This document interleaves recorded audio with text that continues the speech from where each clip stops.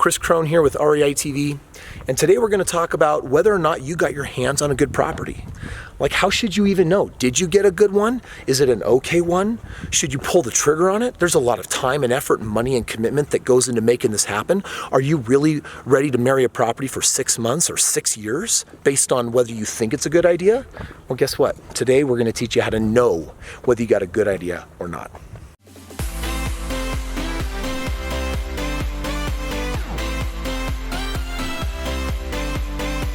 Okay, now you think you've got a good deal right in front of you, and here's the big question. Is it a good deal? Should you get really excited about getting it under contract? Well, first of all, whether you do or don't get excited, let's just remember lesson number one. You're not falling in love with what you see, you gotta fall in love with the deal. That means the numbers. And so how do you know if there's equity in this home? Well, this is kind of a strange thing about real estate that you need to know. Technically, a home is only worth what? What somebody's willing to pay. And that's true for 95% of all real estate. But you see, where you and I come in is that there's deals in the marketplace where for whatever reason someone needs to sell them for a discount. You need to know how to verify that discount because an appraisal is not going to do it for you.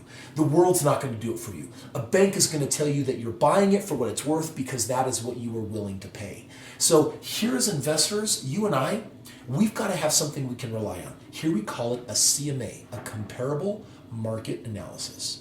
In all 50 states, in all the different counties, you have access through realtors of something called the Multiple Listing Service, MLS. And what it'll allow you to do is see all the homes for sale on their computerized systems, and they always have a function where you can compare home against homes. Well, let's just say that you're buying a short sale or a foreclosure, or maybe it's not distressed, maybe there's a death in the family and they need to just liquidate the asset and they don't mind letting it go at a 20% discount. So you go through and you find all of the similar homes that look like that home. And maybe you find 5 in that neighborhood that sold in the last 6 months. This one sold for $99,000. This one sold for $101,000. This one sold for $100,000. This one sold for $100,000. This one sold for $98,000. And you can compare the square footage and the age and the renovations and basically say, all right, if we were to compare all of these homes that have sold to the one that I'm trying to buy for $78,000, how much equity could be there? And they'll do cool little subtractions and additions to help figure that out. But ultimately, you're going to get to a percentage, which is this. All right, this CMA says that this property is worth $100,000 and they are asking $90,000 for it. Well, that's only a 10% margin, $10,000, but I'm going to offer 80. And you write your offer for 80 based on this question. How much equity is there?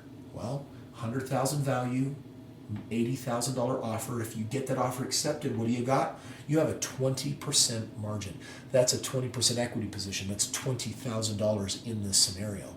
So if you lock that down and actually get your hands on that property, that CMA is helping you ensure that you have that position.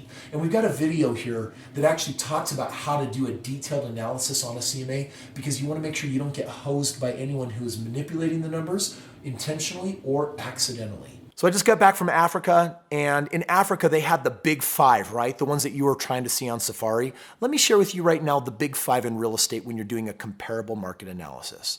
Number 1, you want to be looking at square footage. I don't want to compare the home I'm trying to buy to other homes unless they are similar. And I look for maximum of a 15% difference.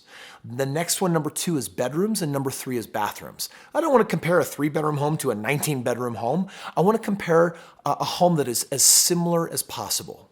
Number 4, I'm looking for a home that is similar in type. I don't want to compare a 2-story to a rambler. I don't want to compare, a condo to a mansion. Compare like houses. And the last one is age. Is this home built in 1950 and the one I'm comparing it to is built in 1980? And the system will take it into account, but you and the realtor get to pick which ones you compare. Don't compare things that are already too different from each other.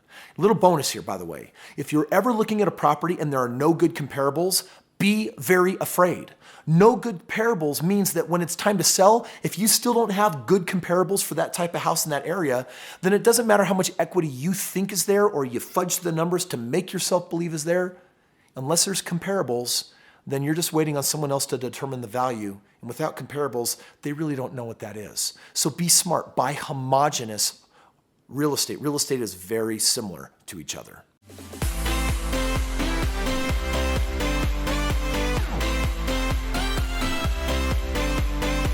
Don't make it more complicated than it needs to be. Go out there and do real estate. And when the numbers make sense, pull the trigger. Thanks for watching today. Subscribe to our channel. Watch more of these videos. I hope they're helping you. And let us know what videos you'd like to see more of so that me and my team can go make those happen and help you out. Thanks.